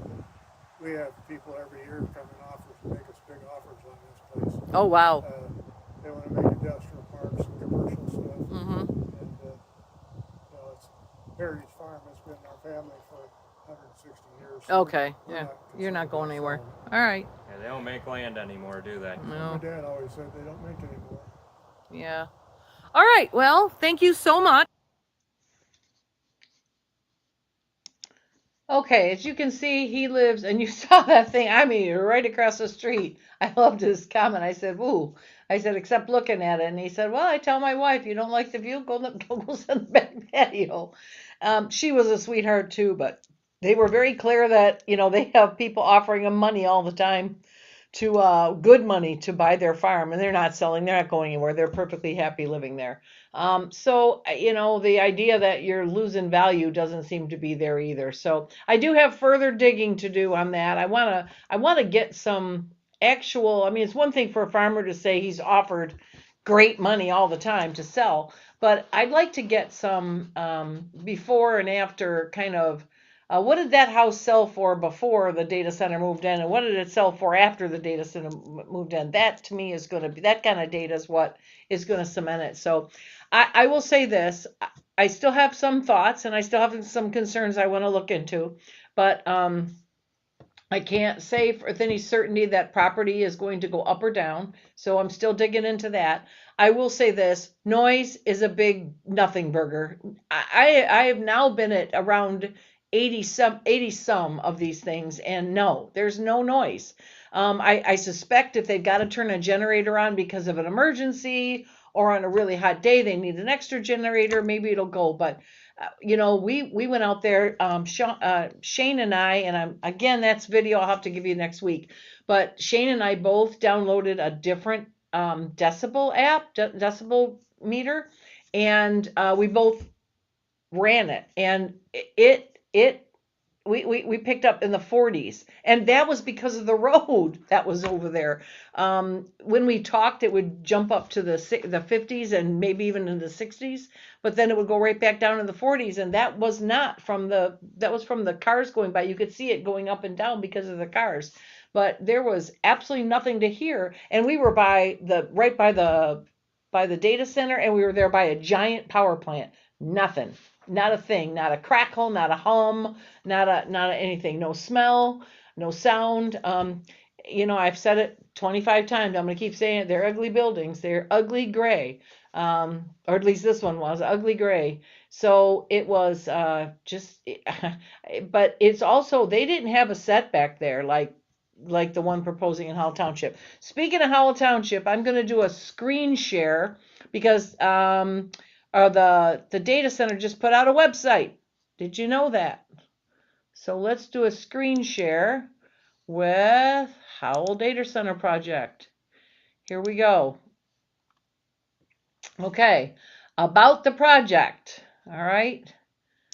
So here we go. About the Howell Data Center Project. You see, it says the future, the shared future together, the plan. This is for illustration purposes and discussion only. It's not a construction, but you can see this is kind of about how they're thinking about doing it from back here. Now, picture a berm right in there, a berm up there. You're not going to see that thing. So this is what I find interesting here. This is the proposed thing. You see how they got the road that goes through it, and then they've got the 400-foot building setback. That is not that's 400 feet. That's a football. That's 1 1/3 football fields. So that's not something that's going to be right up against the road. That's good news. What I really like here is, you see these here? These are equestrian and walking trails right in here. That's awesome. That's a nice park for in there. And then they have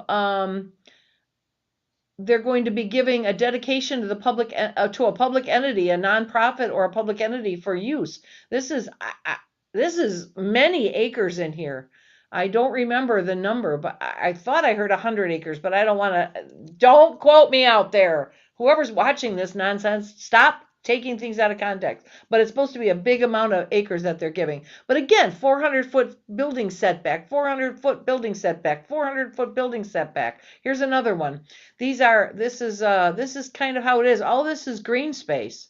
So, and this is parking lot. So, I mean, there's a lot of green space here. Their proposal is about 50% left green space here. Here's the letter from the Van Gilders. We've all seen that one. So this company supports schools, fire, police, and EMS. Reduces the revenue, reduces the need for future tax increases. That was told to us in New Albany, that the schools stayed off the ballot because of the extra money that's come in. Data centers rely on cutting edge internet and power, so that helps the economy. Everybody agrees on this one. The local economy boost, where more jobs, more business. The people at the city told us that the jobs were good paying jobs. They said they paid very well, so that's good news. Let's see what else here. Okay, so then we have here, there was a statement that said, not on board. Right on. Let's see what it says if you're not on board. There we go. What if we don't? Okay. If the company, we might be turning away more than a single development. That's true. So I encourage you guys to look through this site. You can see that this is, they have the FAQ, they have the site plan, water questions, light questions. There's the FAQ, tax questions, traffic questions. So all these, this is a good one. So it's howelldatacenter.com. And, I encourage you to go to that center. What happened? I think we're back again. Yes. So I encourage you to go howelldatacenter.com and check that out. Nothing is on our screens. Jay, did you see that? Somebody tell me if they just did it. Did you just see the site that I showed you? Please type Bob, Jay, somebody. Did you just see what I did?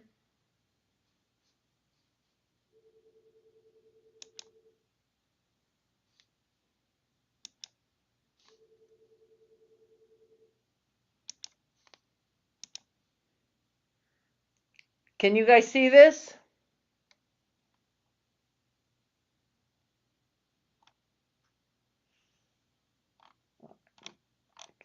So, all right, I'll stop sharing.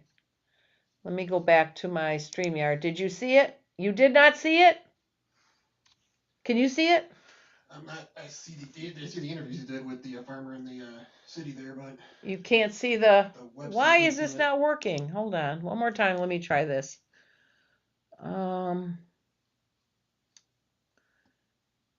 Share the screen.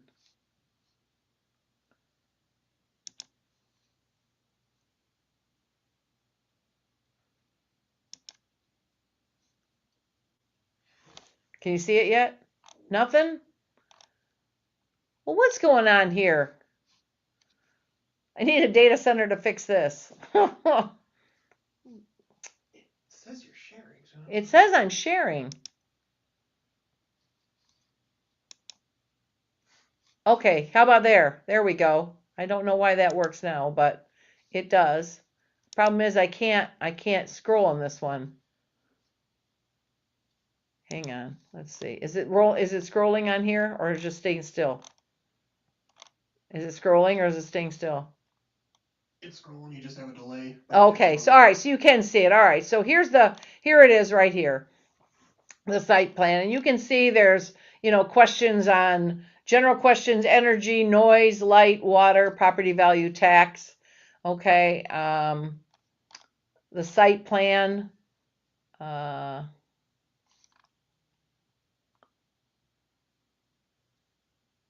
Yeah, so there's going to be a landscape berm will be created. That's the best news I've heard so far. Anyway, this is for you to all right, I'm gonna stop sharing. So this is for you to poke around on, and it's how they. Okay, good. Thanks, Bob, for saying yes 3 times. That's good. Now I know. So it is. That's good. So now the howldatacenter.com. Everybody should go there. You should poke around. You should read all the stuff. That's good information. So far what I'm hearing, I'm not at all concerned about sound. I think anybody out there that thinks this is going to be noisy, just check that off your list. I'm not saying that. I'm not saying this is. We've got all the answers yet, but the one answer we do have is sound. Every one of these things has just been quiet as quiet can be. I have not heard yet where electrical's an issue. I know DTE was very, very clear, and I'm going to try and get DTE on the podcast so they can answer questions. But they were very clear that they put in massive power to the organization, more than they need, so then the locals can also rely on any excess. So that's good news. What else? So there's water, according to MHUG and according to our drain commissioner, that's not an issue either. We have more than enough. They don't have to do the closed loop. Now, I was told the closed loop is the noisier one. It isn't that noisy, but it's closed loop. They're claiming they're going to be under 55 decibels. Your township ordinance is 70. That is no different than Carson and Grand River. So that's good news. I don't think noise, electrical, or water. I have to find out about property values. I'm not hearing any issues with the bigger organizations. And when I say data centers, all data centers are not alike. Okay, I can't speak that all of them are perfect or all of them, answer problems. What I'm hearing is this company, they answer the bell if there's an issue, they handle it right away. If there's, they're good, they're really involved in their community and they're very supportive. Now, some of the smaller data centers, maybe some of them aren't so responsive or they don't have the resources to give to the community or whatnot. I don't know. I mean, they could all be perfect like this, but I'm hearing I've heard the stories of the bad actors out there, and I've dug into it. It is not this company that is thinking about coming here. So that's good news that this company is very, very concerned about its community relationship and its community dealing. So that is something that that to me is good news. So that's what I have for today. I like I said, I am finding overall that people that don't live near a data center are afraid of one. And Bob, that might be true. A lot of people might feel that way. I think that people that don't have a data center in their town are worried, which they should be, and they should investigate. I don't like the mob fear that's running around, and I don't like all the. I think people have grabbed onto this and now are just at win at any cost, and it's not about winning or losing. It's about digging in and finding out, could this be good for the community or is it not? So property values need to be investigated. I still need to do that. And if it's not, I know that the businesses nearby, and next week I will have those ready for you, but the businesses nearby are say that they all support the businesses. So there's the hotels, the restaurants, the gas stations, the little stores, the party stores, and then people move into your community with good paying jobs. So that's a good thing too. So anyway, so that's what I'm hearing so far. Feel free to reach out to Shane on the township and ask him his thoughts. I think he'll echo what we both dug in as deep as we could, and I do have some other video that just would not upload.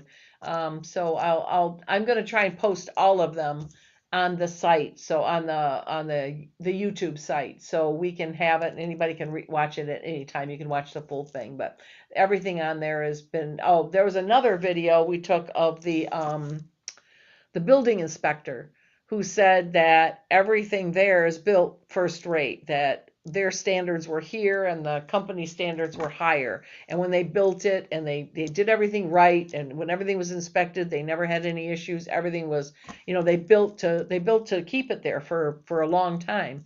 And so they take care of their stuff, and any issues whatsoever are resolved right away. So that's better than I think a lot of companies here could say. So still some things to check out, but so far I can check off water, check off electricity, check off sound, and I can check off community involvement or whatever else. I think that they're going to play by the rules here, or at least I now have to see how they deal with property values around the community. So that I'm going to have that hopefully by next week. So check out that howldatacenter.com and spelunk through it, find out, see what you find. But I got to tell you that I think it's pretty disgusting watching all the attacks out there. So you can't have a discussion with just one side. You got to have both sides talking. And the lowest form of this is the absolute truth. The lowest form of disagreement is the insult. Once you get into the insult, where you're attacking everything, not because you call someone stupid. I broke down and called somebody a chowderhead and then apologized. I shouldn't have done that. But I was frustrated and that was it. But if you're going to attack every single thing that comes at you, every single difference of opinion, every single situation, what you're saying to everybody is, I have nothing. I've got no substance. Therefore, I'm going to insult. So just heads up on that. That's what people think when they see it. And you stop all engagement right there when you start attacking people that think differently than you. I will tell you that I'm easy to find, and you want to have a conversation with me. You agree with me or you don't agree with me. I'm good. I'm absolutely good with that.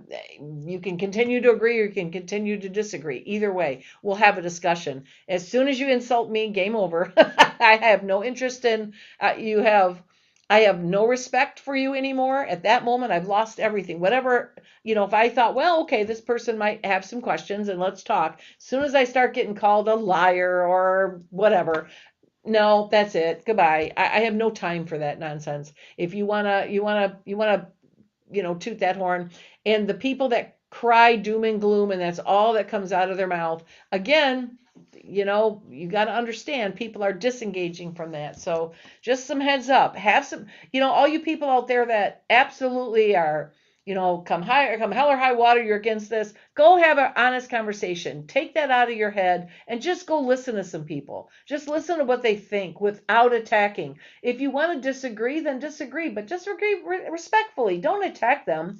I don't think the people that you want to listen to you are going to care what you think if that's your response. Just what I'm saying. So have a good look, have a good listen, go through that data plan. You can reach me if you want to have a calm and respectful conversation. Even if you disagree, I'm easy to reach. Other than, you can find me on Facebook, message me. I answer everything. So, until you start insulting me, and then that's it. I dismiss you immediately. So anyway, thanks to Scott Greenlee for coming and giving us that political education tonight. Thanks to, and of always, I cannot thank Tyler Hammock enough, who is over here in the corner monitoring. He's the one that types stuff in when I need it in. And when I say things like, why isn't that working? He tells me what I need to do to fix it. So he's just a big help here, and I could not do this without him. So good night, everybody. We'll see you next. Oh, wait. I am unsure at this point if we're going to do anything next week, because it's election day, and I think a lot of people will be voting. So watch for a flyer. I will put out a flyer, either that there is one or there isn't one. Let me see how that goes. So it may be that it's 2 weeks. So we'll talk soon either way. Reach out to me if you have questions or thoughts. Thanks. Good night.